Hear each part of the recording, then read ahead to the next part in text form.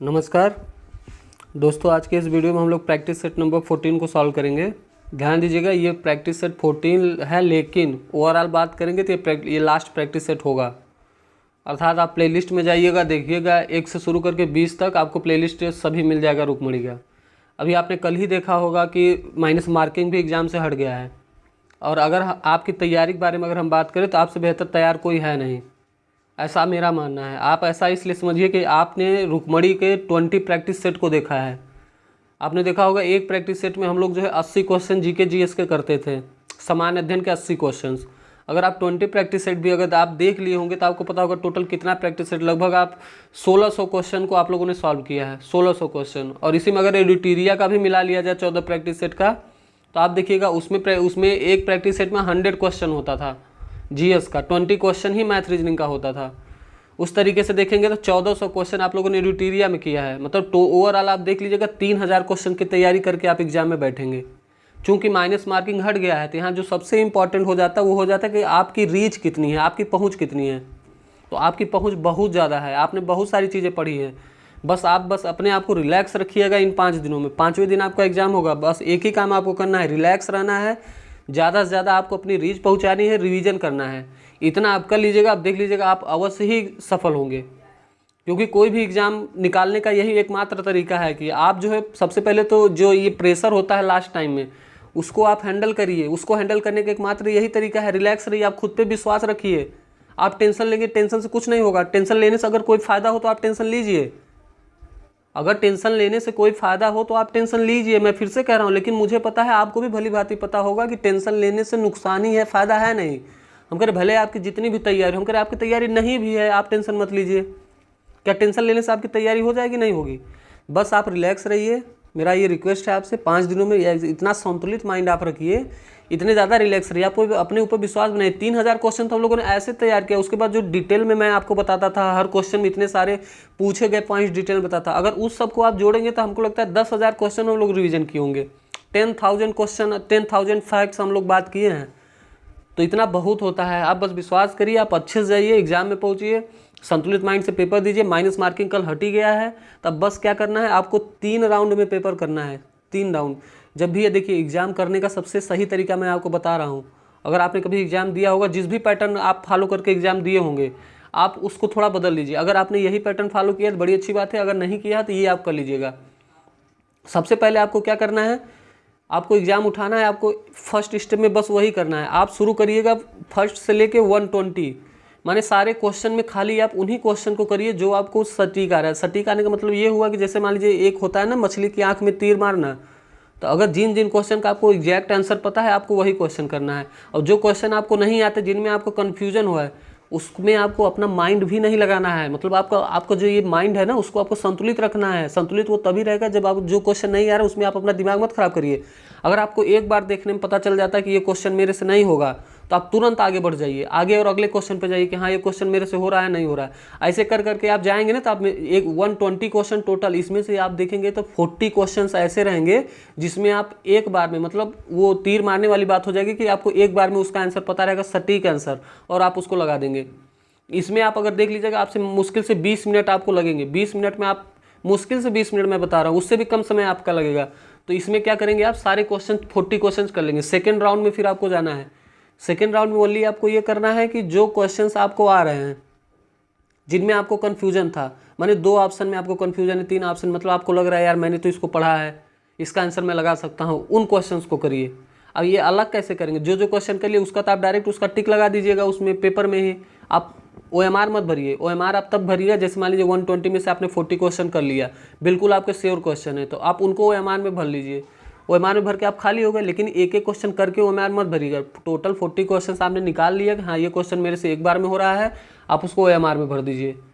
ठीक है। अब सेकेंड राउंड में आप आए तो सेकेंड राउंड में आप क्या करें, कन्फ्यूजन वाले क्वेश्चन करिए। सेकेंड राउंड में मान लीजिए आपको 20 क्वेश्चन या 30 क्वेश्चन ऐसे थे जिसको आपने कन्फ्यूजन से हटाते उसको कर लिया, आपको लगता है हाँ ये सही है। तो अब क्या करना है, आपको 20 to 30 क्वेश्चन को भी आपको OMR में भर लेना है। 2 राउंड हो गया। तीसरे राउंड में आपको खाली वही क्वेश्चन छोड़ने हैं जिसका बिल्कुल आपको आइडिया नहीं है। आप अगर ऐसे देखेंगे तो आपको 70 क्वेश्चन लगभग आपने सही किया होगा, 70 क्वेश्चन लगभग आपने सही किया है। लगभग आपने सही किया कि ये मतलब हुआ कि आपके अनुसार वहाँ पे आपको लगेगा मैंने सही किया। अभी देखिए, अभी तक आपका माइंड डिस्टर्ब नहीं हुआ होगा। लेकिन अगर आप फर्स्ट राउंड में ही उन क्वेश्चन में भी उलझ जाते जो आपको नहीं आ रहा है, तो निश्चित तौर पे आप अपने दिमाग को खराब कर लेते। तो उससे क्या होता कि आगे बहुत सारे जो सरल क्वेश्चन आने वाले थे, इजी क्वेश्चन जो आपसे बन जाते हैं, उसमें भी आप कंफ्यूज हो जाएंगे, क्योंकि हमारा माइंड जो होता है ना, उसमें बहुत ही जटिल संरचनाएं होती हैं। तो आपको बहुत संतुलित रख के उसको बड़ा सरल रखना है। सरल कैसे, आपको 2 घंटे को मैनेज करना है, ये आपको एक पूरे प्लान के तहत करना है। तो थर्ड राउंड में अब आप देखिएगा, थर्ड राउंड में जो आपको लग रहा है सही, जो नहीं लग रहा है वैसे कर लीजिए। अगर थर्ड राउंड में देखिए 70 क्वेश्चन हो गया, 50 क्वेश्चन में से अगर आपका 10 क्वेश्चन भी तुक्का सही हो गया, 15 भी सही हो गया, तो आप ओवरऑल 85 पे आ जाएंगे और आप एग्जाम सफल हो जाएंगे। लेकिन अगर आप यही काम करते कि हाँ शुरू में 1 से लेकर 120 तक में आप लगातार वही करते जाते कि नहीं मैं लगातार करता जाऊंगा, तो आप इसमें निश्चित तौर पे आप सफल नहीं होते। अभी तक का आप पीछे का जो आपका रिकॉर्ड है उसको उठा लीजिएगा, आप किस तौर पे एग्जाम करते थे और इस तरीके से करिएगा, निश्चित तौर पे आपको फायदा देखने को मिलेगा। और रही बात हमारी और आपकी, तो ये हमारा और आपका लास्ट ये प्रैक्टिस सेट होगा। मैंने आपसे पहले ही कहा, आप अपने को विश्वास बनाए रखिए। आप 10,000 क्वेश्चंस की प्रैक्टिस, 10,000 फैक्ट्स की प्रैक्टिस करके जा रहे हैं। बस ज़्यादा से ज़्यादा जितना हो सके आप अपनी रीच बढ़ाइए। जितनी तैयारी अभी के है उतने में ही आप खुश रहिए कि हाँ मैंने बहुत तैयारी किया, मेरी तैयारी बहुत अच्छी है। बिल्कुल आपके माइंड में आए ही नहीं कि नहीं एग्ज़ाम बहुत टफ है, मेरी तैयारी नहीं हुई है, उससे कोई फ़ायदा होने वाला नहीं है, उससे कोई फ़ायदा नहीं होने वाला है। तो आप बस ये सब मत करिएगा, सीधे आप अपनी तैयारी जितनी भी है उसी को मानिए कि आप बेस्ट हैं।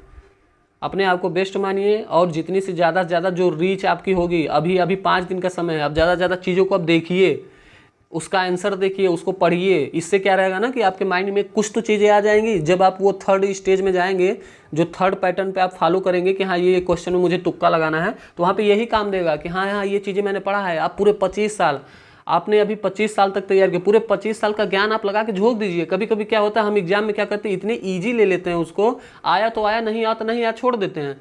आपको ये करना ही नहीं ना, आप पूरे 25 साल का अपना अनुभव लगाइए ना। सोचिए कि एक एक ऑप्शन पे जाइए, क्योंकि वो जो आपका 1 घंटे का लास्ट का समय बचेगा, आपको उसमें वही करना है। 1 घंटे में आपको आता हुआ क्वेश्चन आप कर चुके होंगे।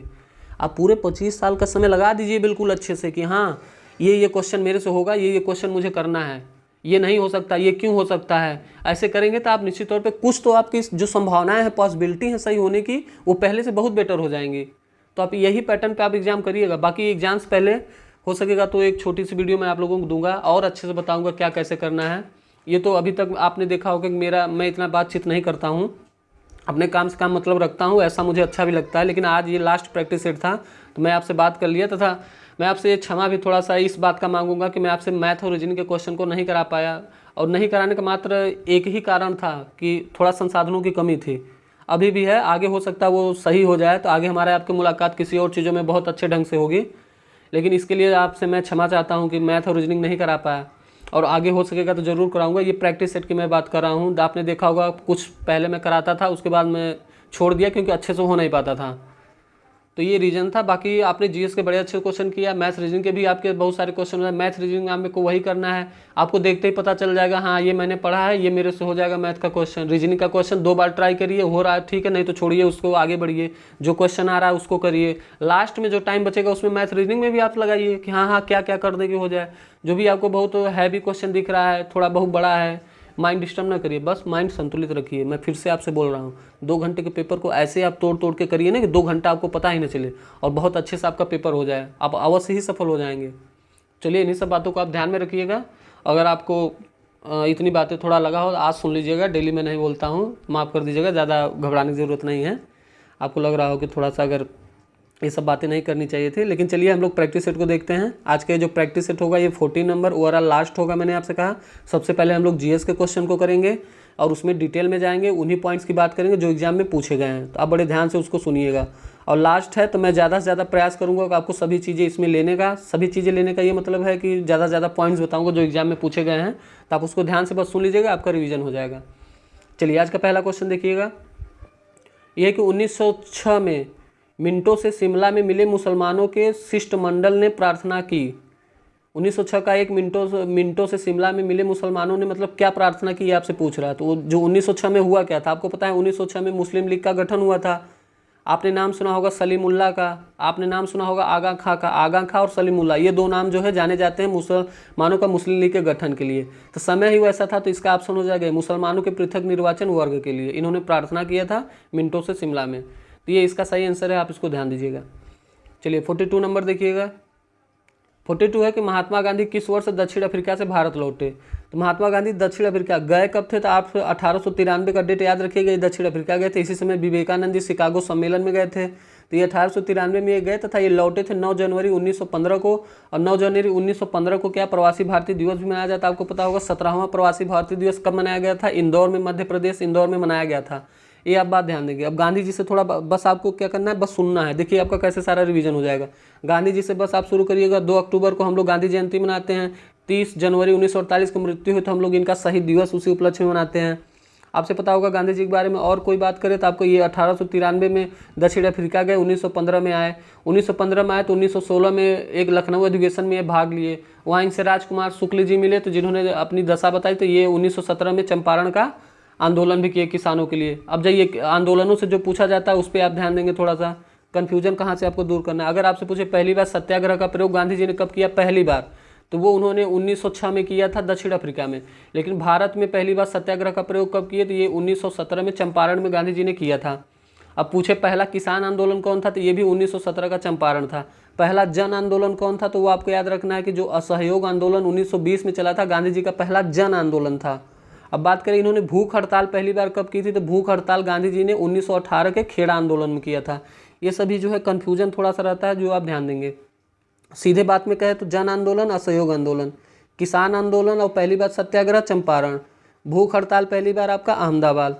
ये 3 चीज़ आप ध्यान देंगे। अब बात करें इनके राजनीतिक गुरु गोपाल कृष्ण गोखले थे, तथा इनके एक दार्शनिक गुरु भी पूछे जाते हैं, तो आप टॉलस्टॉय का नाम याद रखेंगे। टॉलस्टॉय, लियो टॉलस्टॉय। राजनीतिक गोपाल कृष्ण गोखले, और जो आपसे ये क्या कहते हैं दार्शनिक, ये लियो टॉलस्टॉय।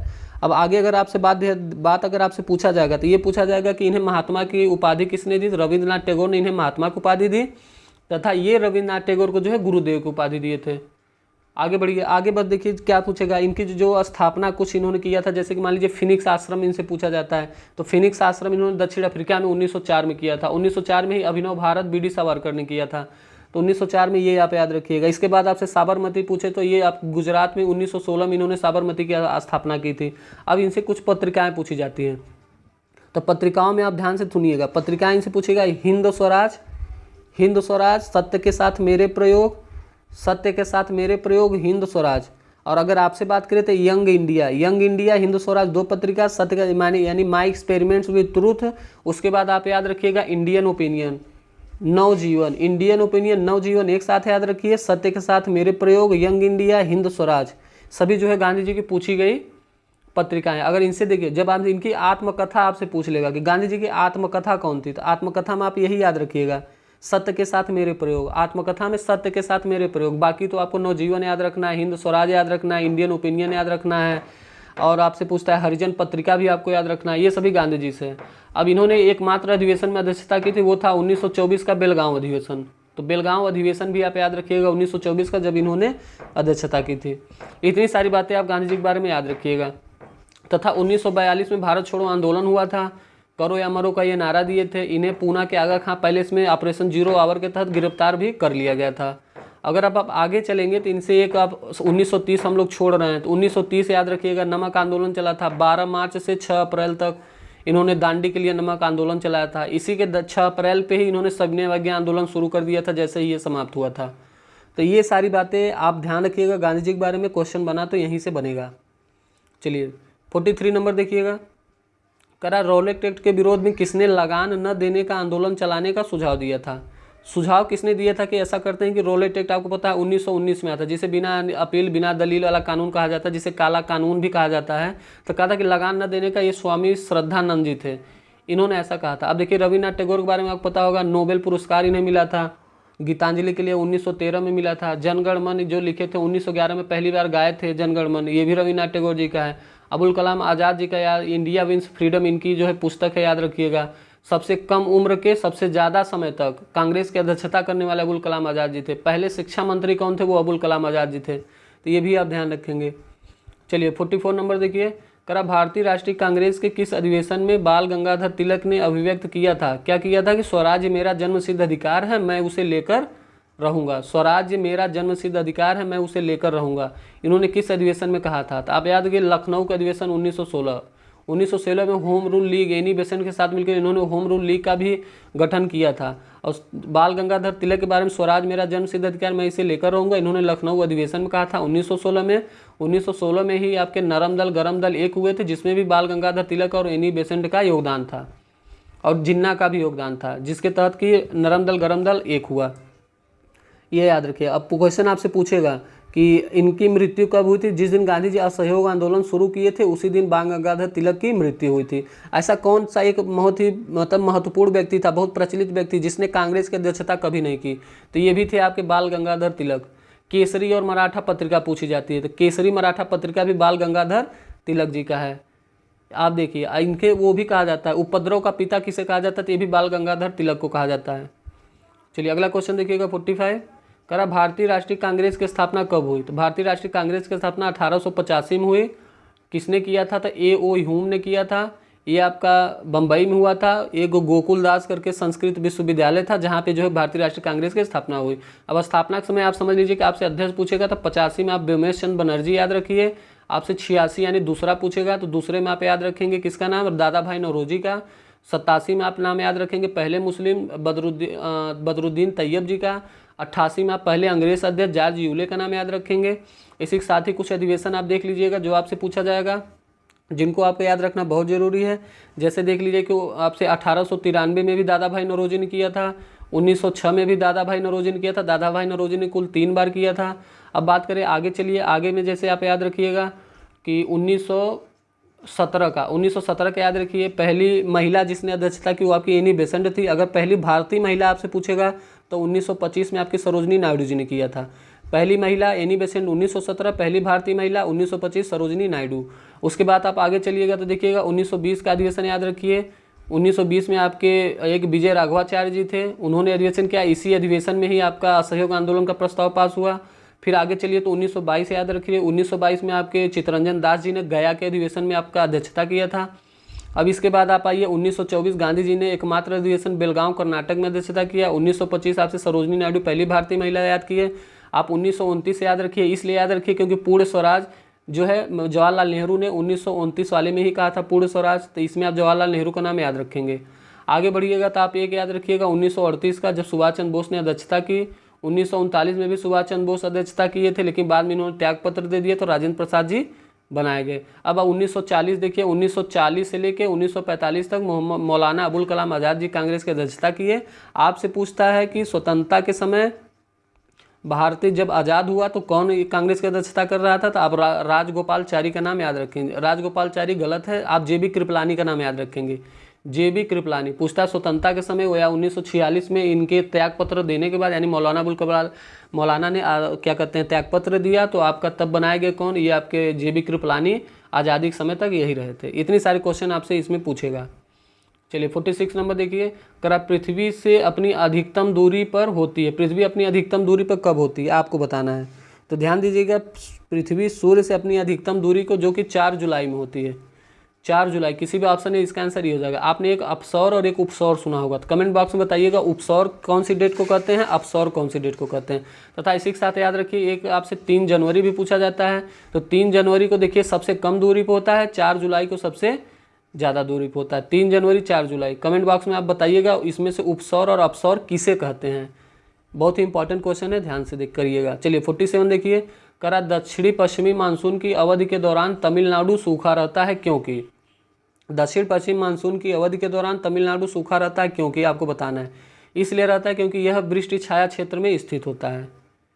चलिए नेक्स्ट क्वेश्चन देखिएगा, करा भारत के निम्नलिखित राज्यों में से किसमें सागवान का वन पाया जाता है? आपसे पूछ रहा है सागवान वन निम्न में से किस राज्य में पाया जाता है, तो बताइएगा सागवान वन कहाँ पाया जाता है? मध्य प्रदेश, उत्तर प्रदेश या फिर झारखंड। तो आपको पता होगा कि ये जो मध्य प्रदेश है यहाँ पे सबसे ज़्यादा सागवान पाया जाता है। बात मध्य प्रदेश की करें तो ये जो रिपोर्ट आई थी, रिपोर्ट में कहा जाता है क्षेत्रफल के आधार पर सबसे ज़्यादा मतलब वन कहाँ पाए जाते हैं, वो आपका मध्य प्रदेश में पाए जाते हैं। क्षेत्रफल के आधार पर सबसे कम हरियाणा, परसेंटेज के आधार पर सबसे ज़्यादा आपका मिजोरम में वन पाए जाते हैं, परसेंटेज के आधार पे सबसे कम वो आपका हरियाणा में पाए जाते हैं। सबसे ज़्यादा वनों में वृद्धि कहाँ हुई, तो आप आंध्र प्रदेश का नाम याद रखेंगे। इतने सारे क्वेश्चन जो है आपसे एग्जाम में बनेंगे। चलिए अगला देखिएगा 49 करा सलाल जल विद्युत परियोजना किस राज्य में स्थित है? तो ये आपका जम्मू कश्मीर में स्थित है। सलाल जम्मू कश्मीर। आपसे दुलहस्ती पूछता है तो दुलहस्ती और सलाल दोनों आपका जम्मू कश्मीर में हैं, तो दोनों को आप याद रखेंगे, सलाल और दुलहस्ती। चलिए अगला क्वेश्चन देखिए 50 नंबर, करा गेहूं किस जलवायु का फसल है? तो आपका गेहूं जो होता है वो शीतोष्ण जलवायु, आपको पता होगा गेहूं ये आपका बोया जाता है अक्टूबर और नवंबर में बोया जाता है, ये रबी का फसल है, इसे शीतोष्ण जलवायु का फसल माना जाता है। चलिए 51 देखिए, करा हाल ही में पहला खेलो इंडिया जनजातीय खेल कहाँ किया गया? ये आपका किया गया भुवनेश्वर उड़ीसा में, जनजातीय खेल है, आपको पता होगा भुवनेश्वर उड़ीसा में पहला जनजातीय खेल शुरू हुआ। अब देखिए इसमें ध्यान रखिएगा, आपसे पूछता है खेलो इंडिया यूथ गेम, ये 5वां हुआ मध्य प्रदेश में, खेलो इंडिया यूनिवर्सिटी गेम ये 3रा हुआ उत्तर प्रदेश में। अब पहला खेलो इंडिया जनजातीय खेल ये आपका भुवनेश्वर उड़ीसा में। चलिए 52 नंबर देखिए, कह रहा है विश्व टेस्ट चैंपियनशिप की विजेता टीम कौन सी है? 2023 की बात कर रहा है, तो इसमें क्या हुआ, भारत आपका हारा था, ऑस्ट्रेलिया जीता था। इससे पहले भी एक विश्व टेस्ट चैंपियनशिप हुआ था जिसमें आपका न्यूजीलैंड जीता था, इसमें भी आपका भारत हारा था। अब बात करें वनडे विश्व कप, याद कर लीजिए 2019 का, 2023 वाला तो भारत में होगा, 2019 में इंग्लैंड जीता था, न्यूजीलैंड हारा था। चलिए अगला क्वेश्चन देखिए 53 नंबर, करा हाल ही में चुनाव आयोग ने पहली बार वोट फ्रॉम होम की सुविधा कहाँ प्रारंभ की है? वोट फ्रॉम होम की सुविधा कहाँ प्रारंभ की? ये कर्नाटक। अब देखिए वोट फ्रॉम होम तो आप जान लिए इन्होंने किया, जो 80 वर्ष है या फिर विकलांग है उनके लिए ये सुविधा शुरू की गई, लेकिन वोट फ्रॉम होम माने घर से वोट, ये कर्नाटक में पहली बार शुरू किया गया है। अगला देखिए टेनिस टूर्नामेंट फ्रेंच ओपन 2023 का पुरुष एकल का खिताब किसने जीता? ये 4 होते हैं, मैंने आपसे कहा था अफवाह करके आप याद रखिएगा, यानी पहला आपका होता है ऑस्ट्रेलियन, फिर फ्रेंच, फिर विंबलडन, उसके बाद होता है लास्ट में अमेरिकन। तो ऑस्ट्रेलियन आपको पता होगा ये आपका नोवाक जोकोविच और आरेना सबलेंका जीता था। अब फ्रेंच ओपन में जाएंगे तो इसमें भी नोवाक जोकोविच ने जीता, लेकिन महिलाओं में इसमें ईगा स्विएटेक ने जीता। तो ये चीज़ आप ध्यान रखेंगे। देखिएगा अगर क्वेश्चन में आपसे पूछ रहा है कि पुरुष फ्रेंच में कौन जीता, तो आप नोवाक जोकोविच का नाम याद रखेंगे। चलिए 55 नंबर ये है कि सऊदी अरब को पछाड़कर यूरोप का सबसे बड़ा रिफाइन तेल आपूर्ति कर, देखिए रिफाइन देने में सबसे ज़्यादा जो है पहला नंबर पे भारत आ गया है, रिफाइन तेल आपूर्तिकर्ता में पहले नंबर पे भारत है, आप इसे ध्यान देंगे। नेक्स्ट है कि गणित के क्षेत्र में सबसे प्रतिष्ठित पुरस्कार एबेल पुरस्कार 2023 किसे दिया गया? तो ये आपको दिया गया, एबेल पुरस्कार दिया गया लुइस कैफरेली, ध्यान दीजिएगा लुइस कैफरेली का नाम आप याद रखेंगे। इन्हें गणित का नोबेल एबेल को कहा जाता है, तो लुइस कैफरेली को दिया गया। काफ़ी से आप याद रखेंगे, काफ़ी रिली। चलिए 57 नंबर देखिए, करा द्विवार्षिक प्रशिक्षण अभ्यास डस्टलिक 2023 भारत और किस देश की सेना के बीच हुआ? तो डस्टलिक आपका हुआ था उज्बेकिस्तान। इसी के साथ आप साइक्लोन याद रखिएगा, भारत और मिस्र के बीच में हुआ, जो पूछा जा सकता है वरुण पूछे या गरुण पूछे, वरुण गरुण दोनों में आप फ्रांस याद रखेंगे, लेकिन इसी के साथ अगर गरुण शक्ति लग जाए तो आप भारत और इंडोनेशिया याद रखेंगे। और आपसे स्लिनेक्स पूछे तो स्लिनेक्स में देखिए, स्लिनेक्स श्रीलंका से राइमिंग बन रहा है, स्लिनेक्स हो गया। जीमेक्स देखिए जापान से बन रहा है। आपसे एक पूछता है कि धर्म गार्जियन वीर गार्जियन, वो भी आपका जापान का युद्ध है। तथा आपसे वज्र प्रहार पूछे तो आप अमेरिका याद रखिएगा। चलिए 58 नंबर देखिए, करा हिंदी भाषा में साहित्य अकादमी पुरस्कार 2022 किसने जीता? ये आपका बद्री नारायण को तुमड़ी के शब्द के लिए दिया गया। और गीतांजलि श्री आप देख लीजिए, गीतांजलि श्री को जो है आपका अंतर्राष्ट्रीय बुकर पुरस्कार जॉर्जी गोड्सपिड, एक नाम है जॉर्जी गोड्सपिडनो करके, तो उनको ये 2023 में मिला, लेकिन ये गीतांजलि श्री को जो है इसके पहले मिला था, रेत की समाधि टॉम हम सेट के लिए। तो आप ध्यान दीजिएगा, ये बद्री नारायण इसका सही आंसर। वर्तमान में अगर आपसे अंतर्राष्ट्रीय बुकर पुरस्कार पूछेगा तो आप जॉर्जी को लगाइएगा, जॉर्जी। अगला क्वेश्चन देखिए 59 नंबर, यह है कि क्रिप्स मिशन किस वर्ष भारत आया? तो ये आपका क्रिप्स मिशन आया था 1942 में, आपको पता होगा 1942 में क्रिप्स मिशन भारत आया था। क्रिप्स मिशन ये देखिए किसी ऑप्शन नहीं, तो इसका आंसर हो जाएगा ई। अब बात करें क्रिप्स मिशन की, तो इसे कांग्रेस और मुस्लिम लीग दोनों ने मिलकर अस्वीकार किया था, दोनों ने मिलकर इसे अस्वीकार किया था। तथा एक आपने कथन सुना होगा कि ये कहा जाता है कि पोस्ट डेटेड चेक किसे कहा जाता है? तो ये भी क्रिप्स मिशन 1942 को ही पोस्ट डेटेड चेक कहा जाता है। चलिए अगला देखिए, नेपोलियन ने जर्मनी में किस संघ की स्थापना की थी? नेपोलियन ने जर्मनी में आपकी राइन संघ की स्थापना की थी। भारत का नेपोलियन आपको पता होगा समुद्रगुप्त को कहा जाता है, ये क्वेश्चन भी कई बार पूछा गया। अगला, फ्रांस में स्वतंत्रता समानता बंधुत्व का नारा किस क्रांति में दिया गया? तो ये डेट याद रखिएगा 14 जुलाई 1 के बाद 7, 8, 9, इस समय फ्रांस की क्रांति हुई थी। एक लिखिए, उसके बाद 7, 8, 9, यानी 1789 में फ्रांस की क्रांति हुई। उस समय जो है स्वतंत्रता समानता बंधुत्व का नारा दिया गया। तथा जो गणतंत्र, हमारे संविधान में गणतंत्र शब्द है वो भी फ्रांस से ही लिया गया। 4 जुलाई को याद रखिए, अमेरिका अपना स्वतंत्रता दिवस मनाता है। चलिए 62 देखिए कि त्रिपिटक क्या है। त्रिपिटक क्या है, तो ये बौद्ध साहित्य है। बौद्ध साहित्य में आपने सुना होगा विनय पिटक, सुत्त पिटक, अभिधम्म पिटक। ये तीनों जो है बौद्ध धर्म में बौद्ध की शिक्षा, उनका महापरिनिर्वाण आदि सभी के बारे में इसमें बात किया गया है।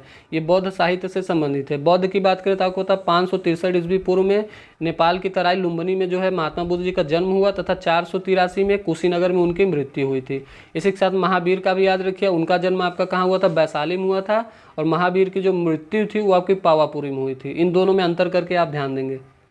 चलिए अगला क्वेश्चन देखिए 63 नंबर का रहा, इलाहाबाद स्तंभ अभिलेख किस एक से संबद्ध है। जो इलाहाबाद का ये है आपका चंद्रगुप्त मौर्य, कुमारगुप्त या समुद्रगुप्त, ये आपका किससे संबंधित है आपको बताना है, तो समुद्रगुप्त आप जानते होंगे।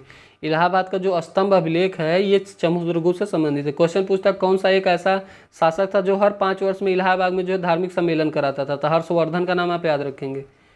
चलिए अगला क्वेश्चन देखिए 64 नंबर करा, शिवाजी के गुरु का नाम क्या था। शिवाजी के गुरु का नाम आपसे पूछ रहा है, रामदास, वामन पंडित, तुकाराम या फिर नामदेव। तो ध्यान दीजिएगा, ये जो रामदास जी थे, रामदास ये शिवाजी के गुरु थे। आपसे तुलसीदास के गुरु पूछेगा तो आप नरहरिदास याद रखेंगे, नरहरिदास। आपसे पूछता है कि विवेकानंद के गुरु तो रामकृष्ण याद रखेंगे। आपसे कबीर के गुरु पूछता तो रामानंद याद रखेंगे। इतनी चीज़ें ध्यान देंगे। चलिए नेक्स्ट क्वेश्चन देखिएगा, करा कलकत्ता के सुप्रसिद्ध प्रेसिडेंसी कॉलेज जिसे पूर्व में हिंदू कॉलेज भी की, इसकी स्थापना किसने की थी। इसकी स्थापना आपसे की थी राजा राम मोहन राय ने। देखिए राजा राम मोहन राय ने, आपने एक सुना होगा वेदांत कॉलेज की स्थापना उन्होंने 1825 में की थी। ब्रह्म समाज की स्थापना 1828 में की थी। हिंदू कॉलेज की स्थापना उन्होंने 1817 में की थी, जिसे प्रेसिडेंसी कॉलेज भी कहा जाने लगा। और राजा राम मोहन राय भी आपको पता होगा मिरातुल अखबार, संवाद कौमुदी, दोनों राजा राम मोहन, मिरातुल अखबार, संवाद कौमुदी। भारत में पत्रकारिता का जनक किसे कहा जाता है, तो राजा राम मोहन राय को ही कहा जाता है। 1829 में इन्होंने लॉर्ड विलियम बेंटिक से मिलकर जो है सती प्रथा का अंत किया था। पुनर्जागरण काल का पिता, पत्रकारिता का जनक, संवाद कौमुदी, मिरातुल अखबार, ये सभी जो है राजा राम मोहन राय से संबंधित है। राजा की उपाधि अकबर द्वितीय ने दी थी।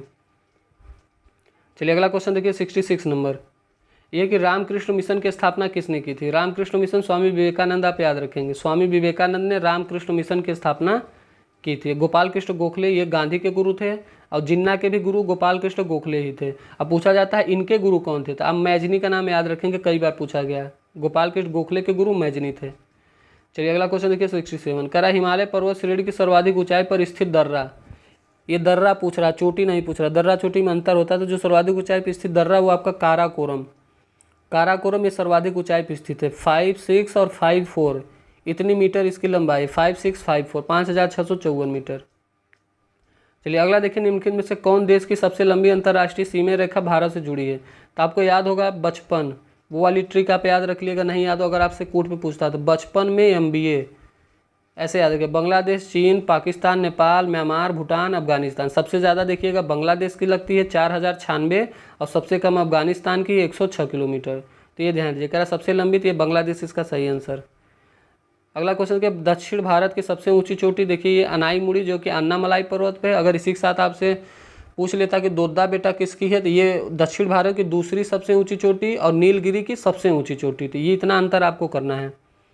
चलिए आगे देखिए क्वेश्चन नंबर 70 देखिएगा, करा सिंधु नदी का उद्गम स्थल कहाँ है। सिंधु नदी का उद्गम स्थल आप बताइए, सिंधु कहाँ से उद्गम लेती है। सिंधु का उद्गम जो है आपका मानसरोवर झील, ऐसा कहा जाता है। सिंधु घाटी जो सभ्यता है वो किस नदी किनारे है आप बताइए। तथा अगला आपसे हड़प्पा सभ्यता भी पूछता है, तो हड़प्पा सभ्यता आपका रावी नदी किनारे है। और ये कह रहा है सिंधु नदी का उद्गम कहाँ से होता है, ये आपका मानसरोवर झील से इसका उद्गम होता है। अब बात करें देखिए ऑप्शन में आपको एक झेलम, झेलम भी कई बार पूछा जाता है। झेलम में आप याद रखिएगा कि झेलम का जो उद्गम है वो आपका शेषनाग झील से होता है। तथा रोहतांग दर्रे से आपका रावी नदी, रोहतांग से आप रावी निकलती है, रावी नदी किनारे आपका हड़प्पा सभ्यता है। चलिए अगला क्वेश्चन देखिएगा 71 नंबर, ये है कि ये भारत में एकमात्र सक्रिय ज्वालामुखी बैरन द्वीप कहाँ स्थित है। ये जो बैरन द्वीप है आपका अंडमान द्वीप समूह में स्थित है, अंडमान निकोबार द्वीप समूह में। इसमें देखिए अंडमान और निकोबार दोनों अलग अलग है, तो याद रखिएगा जो बैरन द्वीप है वो आपका अंडमान, ओनली अंडमान द्वीप समूह में स्थित है, निकोबार मत लगाइए, दोनों अलग अलग है। चलिए 72 देखिए, करा भारतीय संविधान के किस अनुच्छेद में छुआछूत कलंक से समाज को मुक्त किया गया, यानी अस्पृश्यता का अंत आपसे पूछ रहे हैं, अनुच्छेद 17।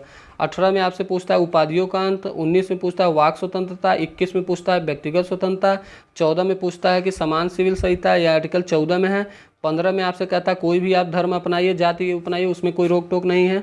इतना साफ आप ध्यान रखिएगा। अनुच्छेद 368 याद रखिएगा संविधान संशोधन वाला, और 108 आपसे पूछता है, ये संयुक्त बैठक संबंधित है, ये सारा अनुच्छेद आपसे पूछे गए हैं। तो 73 देखिए, निम्नलिखित सूची में किसके अंतर्गत शिक्षा, शिक्षा एक समवर्ती सूची का विषय, आप ध्यान रखिएगा। इसे 42वां संविधान संशोधन 1976 द्वारा समवर्ती सूची का विषय बनाया गया था। चलिए अगला देखिए, 74 कह रहा है मुख्यमंत्री के विरुद्ध अविश्वास प्रस्ताव किसके द्वारा पास किया जा सकता है। तो मुख्यमंत्री के विरुद्ध अविश्वास प्रस्ताव है तो ये आपका विधानसभा, जैसे कि प्रधानमंत्री आपका हम लोग किस में पास कर सकते हैं, लोकसभा में, तो मुख्यमंत्री का विधानसभा में। चलिए 75 देखिए, निम्न में से किस संविधान अनुच्छेद के अंतर्गत भारत के राष्ट्रपति मूल अधिकारों के कार्यान्वयन को स्थगित कर सकते हैं, अनुच्छेद 20 और 21 के अतिरिक्त। तो याद रखिएगा ये अनुच्छेद जो आपका है ये है 359, इसके तहत जो है वो ऐसा कर सकते हैं। 20-21 को अगर आप छोड़ दीजिए तो जैसे वाक स्वतंत्रता हुआ, अगर मान लीजिए देश में कुछ आपातकाल लग गया तो जो वाक स्वतंत्रता होती है आर्टिकल 19 उसको भी रद्द करना पड़ेगा। चलिए 76 देखिए, राज्य वित्त आयोग का गठन कौन करता है। देखिए केंद्र वित्त आयोग का गठन राष्ट्रपति करता है, लेकिन राज्य वित्त आयोग का गठन आपका राज्यपाल करता है। तो बड़े ध्यान से करिएगा, राज्यपाल का ये काम होता है, राज्य वित्त आयोग। तथा 243 याद रखिएगा झ। चलिए ज़्यादा आगे नहीं बढ़ेंगे। 77 नंबर देखिए, करा किसी देश की प्रति व्यक्ति आय प्राप्त की जाती है। आपको पता होगा प्रति व्यक्ति आय कैसे निकाली जाती है। जो प्रति व्यक्ति आय बराबर होता है वो आपका होता है राष्ट्रीय आय बटे जनसंख्या। तो यानी राष्ट्रीय आय भी होना चाहिए, जनसंख्या आय। देखिए जनसंख्या भी है और राष्ट्रीय आय दोनों को मिला दीजिएगा तो प्रति व्यक्ति आय, यानी इसमें से एक से अधिक, इसका सही आंसर डी हो जाएगा। 78 नंबर देखिए, करा जब किसी वस्तु के मूल्य में कमी आती है तब क्या होगा। वस्तु के मूल्य में कमी, तो मांग उसकी क्या घटती है या मांग बढ़ेगी। मतलब वस्तु के मूल्य में अगर कमी आ जाएगी, मतलब कोई जैसे टमाटर का ले लीजिए एग्जांपल, टमाटर महंगा था तो मुद्रास्फीति हो गई, माने वैल्यू उसकी बढ़ गई तो लोग कम खरीद रहे थे। लेकिन अब जब मूल्य में कमी, टमाटर के मूल्य कमी आएगा तो क्या उसकी मांग बढ़ेगी कि नहीं बढ़ेगी, बिल्कुल बढ़ेगी। तो इसका आंसर हो जाएगा ए वाला।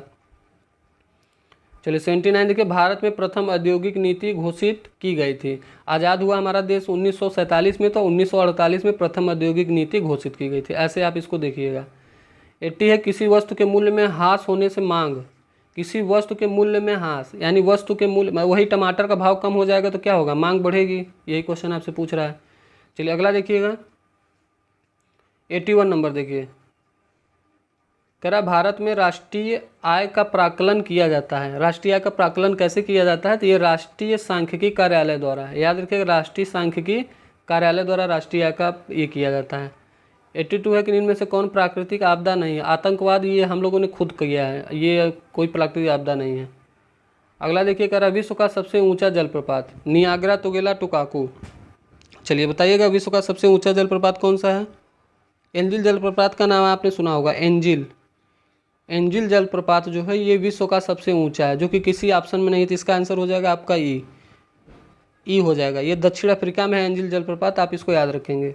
तथा एक जलप्रपात, भारत में कोई जलप्रपात याद बताइए। अब जोग जलप्रपात आपको बता, मैंने कहा था जोग लगने से लोग शरारत करते हैं, तो शरावती नदी पर नाटक भी लोगों कुछ लोगों को नाटक लगता है तो कर्नाटक, यानी जोग जलप्रपात कर्नाटक में शरावती नदी पे है।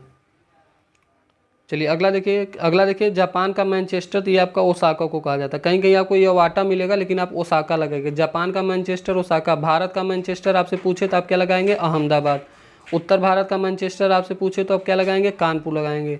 अगर आप पूछा दक्षिण भारत का मैनचेस्टर पूछता तो आप कोयम्बटूर लगाएंगे। तो इतनी सारी बातें जो है आप ध्यान देंगे। तीनों ध्यान सुनिए, जापान का मैनचेस्टर ओसाका, भारत का मैनचेस्टर अहमदाबाद गुजरात, उत्तर भारत का कानपुर, दक्षिण भारत का कोयम्बटूर, ये सारी चीज़ें जो है आप ध्यान देंगे। चलिए अगला देखिए 85 नंबर, करा इंदिरा गांधी परमाणु अनुसंधान केंद्र कहाँ स्थित है। तो इंदिरा गांधी वाला आपको बताना है। इंदिरा गांधी वाला है तमिलनाडु में, लेकिन देखिए तमिलनाडु में एक स्थान आपका पड़ता है कलपक्कम और कुडनकुलन, दोनों तमिलनाडु में है, लेकिन कलपक्कम में इंदिरा गांधी वाला स्थित है। आगे बढ़ते हैं। 86 नंबर देखिएगा कि भारत में जनसंख्या घनत्व की दृष्टि से बिहार का स्थान क्या है। तो जनसंख्या घनत्व की दृष्टि से अगर आपसे बिहार का स्थान पूछेगा, जनसंख्या में बिहार जो है वो तीसरे नंबर पे है। बिहार के बारे में ध्यान रखिएगा, 12वां स्थान उसका क्षेत्रफल में है, जनसंख्या में उसका स्थान जो है तीसरा है। अगर आप आगे चलेंगे तो बिहार के बारे में 22 मार्च को हम लोग बनाते हैं बिहार दिवस, इसलिए मनाते हैं क्योंकि ये पश्चिम बंगाल से अलग हुआ था 1912 में। इसी के साथ इससे अलग हुआ एक आपका है उड़ीसा, जो 1 अप्रैल 1936 को हुआ। 1936 के बाद अगर आप ध्यान देंगे तो आपका एक डेट याद रखिएगा, सन 2000 का 15 नवंबर 2000 का, जब आपका इससे झारखंड अलग हुआ था। इतनी सारी बातें आप ध्यान देंगे। और अगर बात करें तो 94,163 ये बिहार का क्षेत्रफल है। क्षेत्रफल में अगर आपसे पूछे तो 2.86% ये क्षेत्रफल में जो है परसेंटेज में बिहार है, लेकिन जनसंख्या का परसेंटेज यही 8,6 को उठा के आप 8.6 कर दीजिए। 8.6% जनसंख्या में भारत का बिहार में स्थान है। चलिए आगे देखिएगा 87 नंबर कि बिहार के किस जिले में जनसंख्या घनत्व तो सबसे अधिक है। ये आपका है शिवहर। पूछता है कि बिहार में क्षेत्रफल में सबसे बड़ा जिला कौन सा है, तो वो है आपका पश्चिमी चंपारण। क्षेत्रफल में सबसे छोटा है आपका शिवहर। देखिए क्षेत्रफल में सबसे छोटा शिवहर है और लोग वहाँ ज़्यादा हो जाएंगे, मतलब जगह कम है लोग ज़्यादा, तो जाहिर सी बात है जनसंख्या घनत्व तो अधिक हो जाएगी। तो ये शिवहर को आप ऐसे ही याद रखिएगा। चलिए 88 नंबर देखिएगा, कह रहा बिहार के किस जिले में जनसंख्या घनत्व तो सबसे कम है। आप सबसे कम जनसंख्या घनत्व, सबसे ज़्यादा आपने देख लिया शिवहर में है, लेकिन जब आपसे सबसे कम जनसंख्या घनत्व तो पूछेगा तो आप कैमूर याद रखिएगा। कैमूर ये सबसे पश्चिमी जिला है बिहार का, तो कैमूर किसी भी ऑप्शन नहीं थी। अब देखिए इस मामले में पूछे तो अगर बिहार मान लीजिए, इसको आप बिहार बना लीजिए, एक से ध्यान से देखिएगा। मान लीजिए ये मैप आपने बिहार इसको ऐसे बना दिया, ठीक है। अब देखिए सबसे आपसे पूछेगा उत्तरी जिला, सबसे उत्तरी जिला आप किसको याद रखेंगे, पश्चिमी चंपारण को।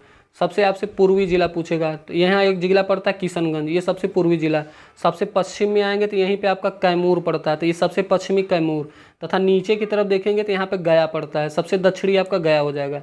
यानी पूर्व में किशनगंज, पश्चिम में कैमूर, उत्तर में आपका पश्चिमी चंपारण, दक्षिण में गया। बात करें ऊपर यहाँ से नेपाल लगती है जिसमें 7 जिला लगता है। इस साइड आपका उत्तर प्रदेश, पश्चिम में उत्तर प्रदेश से 8 जिला लगता है, दक्षिण में झारखंड से 8 जिला लगता है, और आपसे पूरब यानी पश्चिम बंगाल से अलग हुआ तो पश्चिम बंगाल से इसका 3 जिला लगता है। इसकी राजधानी पटना है और उच्च न्यायालय भी आपका पटना स्थित है। सभी बातों को आप ध्यान देंगे।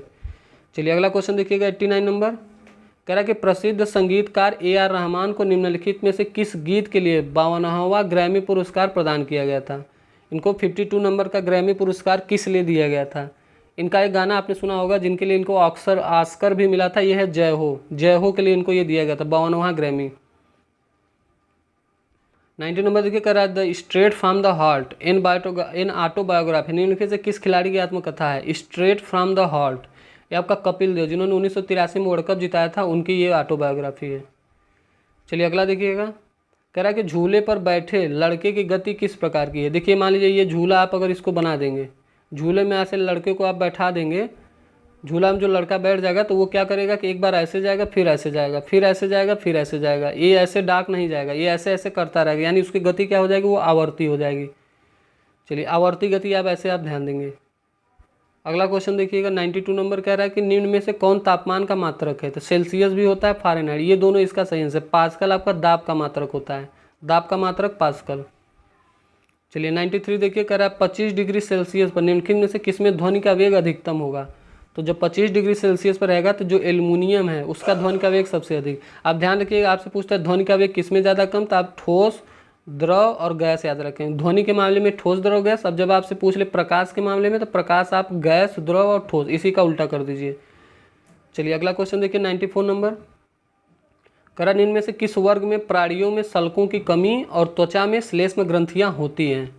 कौन से आपसे पूछ रहा है ऐसा कौन सा वर्ग है प्राणियों में सल्क की कमी। सल्क यानी जैसे मछली के ऊपर आपने देखा होगा छोटा छोटा होता है, उसी को सल्क बोलते हैं। तो कह रहा सल्क की कमी और त्वचा में जो है श्लेष्म ग्रंथियाँ होती हैं। कौन सा वर्ग है आपको बताना है। तो ये आपका उभयचर, उभयचर में ऐसा जो है देखने को मिलता है। जो उभयचर होते हैं यानी जो जल में भी रहें पानी में रहें तो उनमें ये सब गुण होता है। अगला देखिए, अवतल दर्पण में C और F के बीच वास्तविक, उल्टा और छोटा प्रतिबिंब प्राप्त करने के लिए वस्तु को कहाँ रखा जाना चाहिए। इसको आप अच्छे से बड़े क्लियर कर लीजिए। एक क्वेश्चन देखिए इसमें पूछ लेता है, इसमें आपको पता होगा कुल 6 स्थितियाँ बनती हैं। 6 स्थितियाँ मतलब अगर आप ऐसे देखिए, ये मैंने बना दिया आपका अवतल दर्पण, ये आपके एक लाइन खींच दिया। इसमें जो पहली कहता है कि मान लीजिए ये आपका फोकस है, ये आपका वक्रता केंद्र हो जाता C। तो कह रहा जब पहली स्थिति जो बनती है यानी अगर अनंत से कोई प्रकाश आए, अनंत से प्रकाश किरण आए तो परावर्तन के बाद जो है फोकस से गुजरेगा, इधर से गुजारेंगे तो वो भी फोकस से जाएगा, यानी तब उसका प्रतिबिंब कहाँ बनता है, F पर बनता है। प्रतिबिंब बनता है फोकस पे जब अनंत से आती है, तब कैसा बनेगा, छोटा बनेगा, वास्तविक बनेगा, उल्टा बनेगा। और सेकेंड स्टेज आप देखेंगे, मान लीजिए सेकेंड स्टेज आपसे क्या करता है, ये F मान लीजिए, ये C मान लीजिए। सेकेंड स्टेज में ये होता है कि वस्तु जो है वक्रता केंद्र और अनंत के बीच में रहती है। जब इस स्थिति में आप इसको ऐसे ले जाएंगे ना तो इसका जो प्रतिबिंब होता है वो कहाँ बनता है, C और F के बीच, यानी ऐसे जाएगा। और एक जो आप इधर से निकालेंगे तो भी ये ऐसे जाके ऐसे, माने इसका जो मिलन है यहीं पे होता है। तो इस स्थिति में भी प्रतिबिंब कैसा बनेगा, छोटा वास्तविक उल्टा, माने पहली दूसरी दोनों में ऐसे बनेगा। आपसे कह क्या रहा है क्वेश्चन देखिए, कह रहा अवतल दर्पण में सी और एफ के बीच वास्तविक उल्टा तथा छोटा प्रतिबिंब प्राप्त करने के लिए वस्तु को कहाँ रखा जाना चाहिए। तो सी और एफ के बीच अभी बना था ना, कहाँ से था, वो वक्रता केंद्र और अनंत के बीच था। तो इसका आंसर क्या हो जाएगा, सी और अनंत के बीच। टोटल कुल 6 बनता है, आप ध्यान दीजिएगा। 96 देखिए, फूल के नर प्रजनन भाग को क्या कहा जाता है।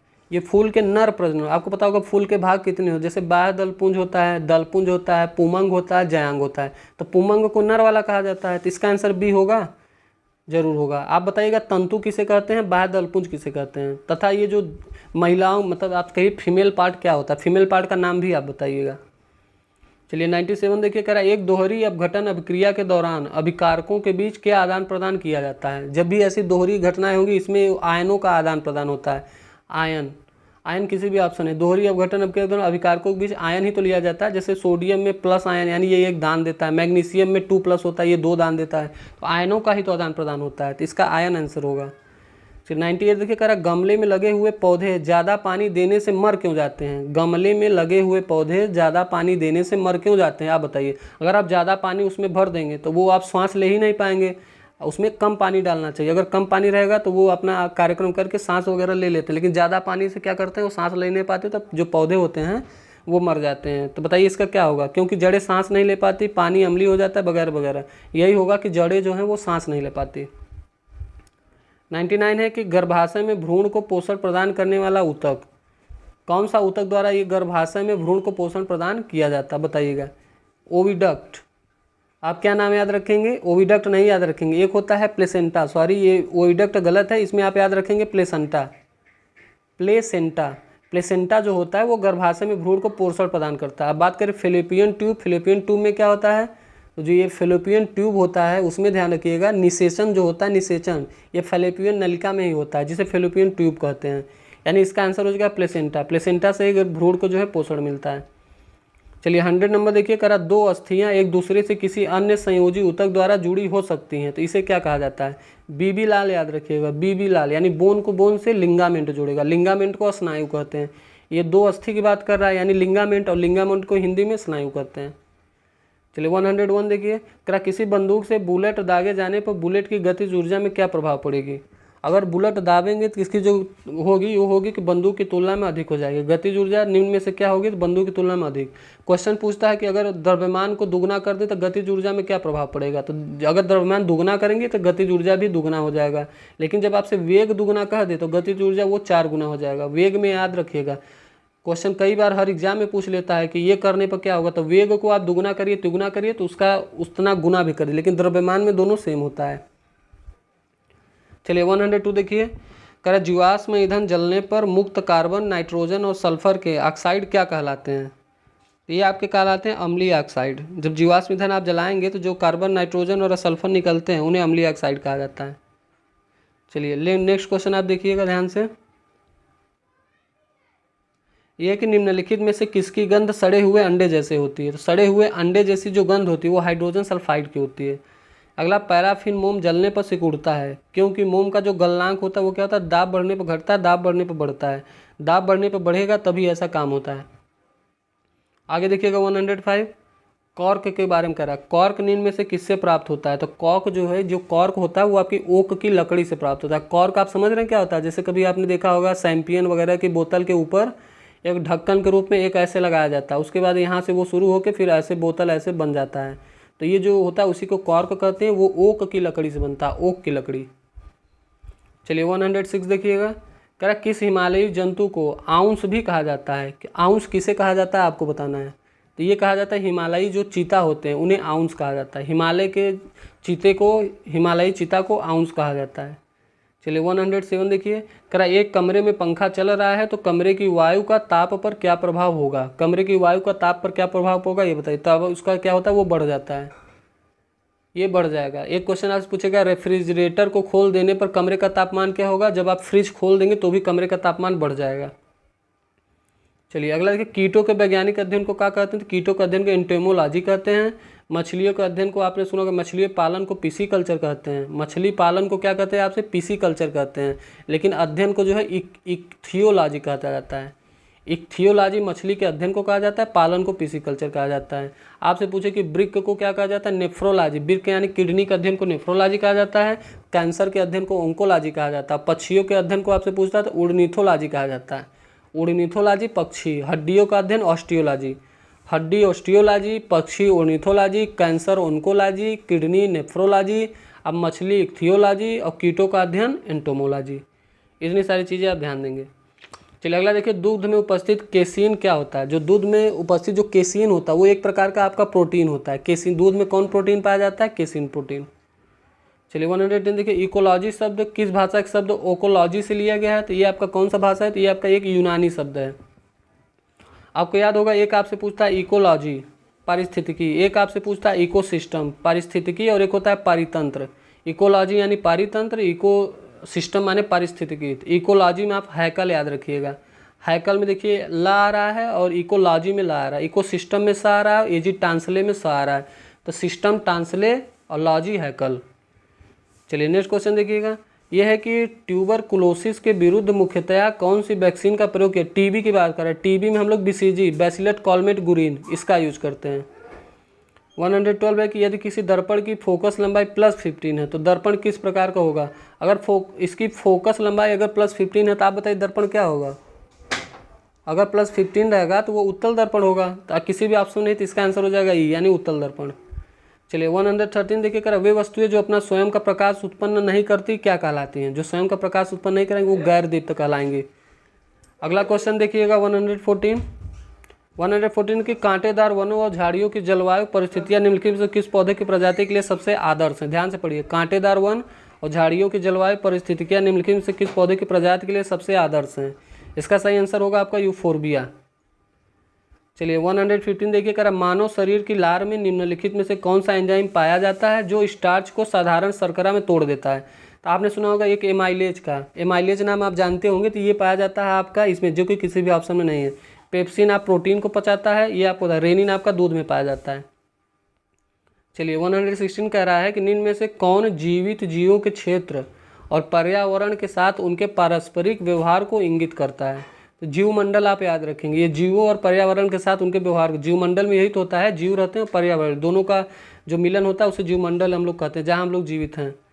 चलिए नेक्स्ट क्वेश्चन देखिए 118 कह रहा है कि सोमा जो है क्वासियोरकर से पीड़ित है, किसकी कमी कारण, क्वासियोरकर, और एक आपसे पूछता है मेरेस्मस। क्वासियोरकर और मेरेस्मस दोनों किसकी कमी कारण होता है। एक कहा जाता है कि प्रोटीन की कमी से दोनों बीमारी होती है, प्रोटीन की कमी से क्वासियोरकर और मेरेस्मस, यानी इसका आंसर हो जाएगा बी। चलिए 118 नंबर देखिए, करा निम्नलिखित में से कौन से ग्रीन हाउस गैस वातावरण में नहीं पाया जाता। ये जलवाष्प, methane, carbon dioxide, nitrous oxide. देखा जाए तो सभी तो वातावरण में पाया जाता है, तो इसका आंसर होगा एक से अधिक या इनमें से कोई नहीं, तो इसका ई आंसर हो जाए। चलिए सेकेंड लास्ट क्वेश्चन देखिए, करा एक पौधा है जिसकी पत्तियां रंग बिरंगी होती हैं, जिसका इस्तेमाल किसानों द्वारा यह जानने के लिए किया जाता है कि खेत की जमीन गीली है या सूखी। क्रोटेन पौधों को कहा जाता है, क्रोटेन पौधा। ये सीटेट वाला क्वेश्चन है, बड़े ध्यान देखिए, क्रोटेन पौधा इसी से पता चलता है। लास्ट क्वेश्चन आज का देखिए, करा कोयले का जलना निम्न में से किस अभिक्रिया का एक उदाहरण है। तो कोयले का जलना जो होता है वो इनमें से कोई नहीं, जो कि जो कोयला जलता है उसे संयोजन अभिक्रिया कहा जाता है। संयोजन अभिक्रिया कोयले के जलने को कहा जाता है, तो इसका आंसर हो जाएगा ई। इसी के साथ हमारा ये प्रैक्टिस सेट समाप्त होता है। मैथ और रीजनिंग का देखिए मैंने पीडीएफ में सॉल्यूशन दे दिया है, तो आप क्वेश्चन देख के आप इसे जरूर सॉल्व कर लीजिएगा। टेलीग्राम पे ये मिल जाएगा, चूँकि ये लास्ट था इस वजह से आप इसको बड़े ध्यान से देखिएगा। बाकी आप अपना लाइक शेयर सब्सक्राइब वगैरह तो चलिए ठीक है, आपकी अपनी उस पर इच्छा पर निर्भर करता है, लेकिन आप एक कमेंट जरूर कर दीजिएगा कि सभी आपको प्रैक्टिस सेट जो मैंने करा आपको कैसा लगा। आगे आप किस सब्जेक्ट पे प्रैक्टिस चाहते हैं, चाहे बिहार पुलिस हो, यूपी पुलिस हो, यूपी SSC पेट भी आ रहा है, यूपी टेट आ रहा है, यूपी का सुपर टेट भी है, आपका बहुत सारे एग्जाम्स हैं। तो अगला आप किस पे चाहते हैं और आगे आपकी मतलब आप मुझे विचार अपना दीजिएगा, आप मुझे मेरी रणनीति बताइएगा कि ऐसे ऐसे कर लीजिए, तथा साथ ही साथ जो भी कमियां होंगी आप उसको भी कमेंट में ज़रूर बताइए, ताकि हम अगर अब आगे जिसका भी प्रैक्टिस सेट करा तो उसको सुधार करते हुए करें। क्योंकि जब आप कमी बताएंगे तभी एक इंसान को अपनी कमी नहीं पता चलता जब तक उसे कोई अगला न बताए। साथ ही साथ मेरी एक बात और ध्यान दीजिएगा, सभी प्रैक्टिस सेट आप ध्यान से देखिएगा और अपनी पढ़ाई बंद मत करिएगा। पढ़ाई इसलिए मत बंद के, ऐसा ना हो कि आप एग्जाम दे बिहार का उसके बाद आप पढ़ाई, तो आपका जो सारा मेहनत है 2-3 महीने आपने जो जम के मेहनत किया वो सारा वेस्ट हो जाएगा। आपको पता होगा कछुआ और खरगोश के बारे में, कछुआ लगातार चलता था इसीलिए वो जीता था। आप खरगोश मत बनिए, आप कछुआ ही बनिए, आप धीरे धीरे चलिए लेकिन लगातार चलिए, अंत में सफलता आपको ज़रूर मिलेगी। और बाकी एग्जाम की स्ट्रेटजी वगैरह को मैंने थोड़ा बहुत आपके बारे में बता दिया है, बाकी आपको हो सकेगा तो छोटी मोटी वीडियो में आपको पूरे एग्जैक्ट 120 क्वेश्चन कैसे अटेम्प्ट करना है, क्या करना है, कैसे छोड़ना है, उसके बारे में बता देंगे। और आपको एडिटोरिया का बिहार करंट हो गया, एक आपसे हम 2 क्लास और हम ले लेना चाहेंगे, एक आपका जीएस का होगा, एक आपका होगा एडिटोरिया का जो इंडिया लेवल पर करंट है। दोनों बहुत जल्द प्रयास करेंगे आपको दे दें, ताकि आपकी एक रीच है वो बढ़ जाए और एग्ज़ाम में लगभग क्वेश्चन को आप करके आएँ। माइनस मार्किंग हट गया, बहुत अच्छी बात है। चलिए इसी के साथ जो है दोस्तों आप ध्यान रखिएगा, पेशेंस बनाए रखिएगा, एक स्ट्रेटजी आप अपनी बना लीजिए कैसे क्या करेंगे, उसी तरीके से आप एग्ज़ाम दीजिएगा। बाकी आप अपना फीडबैक ज़रूर दीजिएगा। और इसी के साथ आज का ये प्रैक्टिस सेट समाप्त हो रहा है, जिसमें एडिटोरिया का हो ही गया, रुक्मणी का भी हम लोग कर रहे हैं। तो ठीक है दोस्तों, तैयारी बनाए रखिए, अपना जो है प्यार कमेंट में ज़रूर दिखाइएगा। धन्यवाद, जय हिंद।